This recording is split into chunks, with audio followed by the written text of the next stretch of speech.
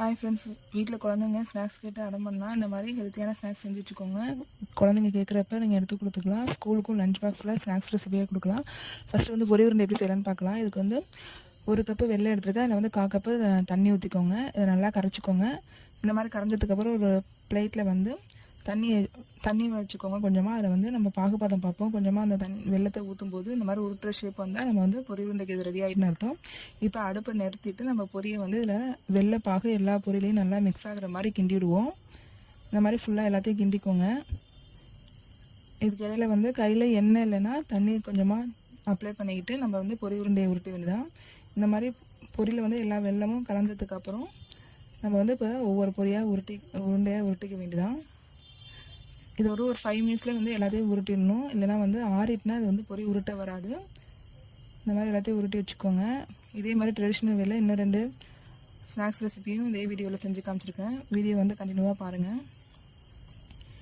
ஹெல்த்தியான ஸ்நாக்ஸ் வந்து இந்த மாதிரி குழந்தைங்களுக்கு எப்படி செய்யலாம் நம்ம சேனலில் நிறையவே போட்டிருக்கேன். வீடியோ பிடிச்சிருந்தா கண்டினியூவாக லைக் பண்ணி பாருங்கள். இப்போ பாருங்கள், எல்லா பொரி உருண்டையும் ரெடி ஆகிடுச்சு.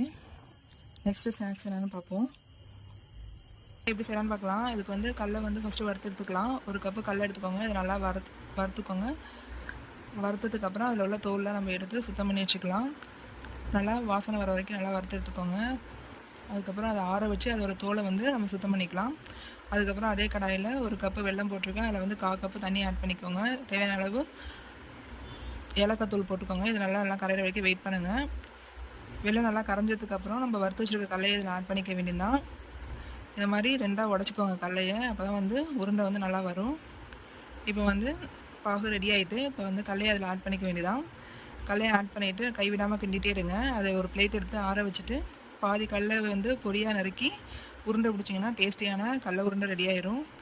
ஹெல்த்தியான ஸ்நாக்ஸ் வந்து குழந்தைங்களுக்கு நம்ம வீட்லேயே இந்த மாதிரி கடலை உருண்டை செஞ்சு வாங்க. இதுக்கு வந்து எள்ளை வந்து நல்லா வாஷ் பண்ணி எடுத்து வச்சுக்கோங்க. அதுக்கப்புறம் இது வந்து ஒரு கடாயில் இந்த மாதிரி வறுத்து எடுத்துக்க வேண்டியதான். எண்ணெயெல்லாம் எதுவும் ஊற்ற தேவையில்லை. சும்மா அந்த மாதிரி எம்டியாக வறுத்து எடுத்துக்கோங்க. இது நல்லா பொரிஞ்சு வர வரைக்கும் வெயிட் பண்ணுவோம். பொரியும் போது நல்லா வாசனை வரும். அப்போ வந்து இது எல்லாமே நல்லா பொரிஞ்சிடுச்சுன்னு அர்த்தம். இப்போ வந்து இது ஒரு பாத்திரத்தில் மாற்றி எடுத்துக்கலாம். ரொம்ப கருவக்கூடாது, இல்லைன்னா கசந்து போயிடும் மிட்டாயி. கொஞ்சம் முன்னாடியே எடுத்துருங்க.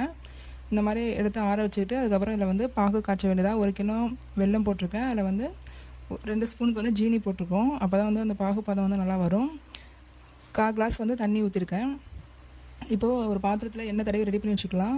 வெள்ளம் அந்த மாதிரி கரைஞ்சிட்ருக்கு. இதில் வந்து ஏலக்காய் தூள் போட்டுக்கோங்க.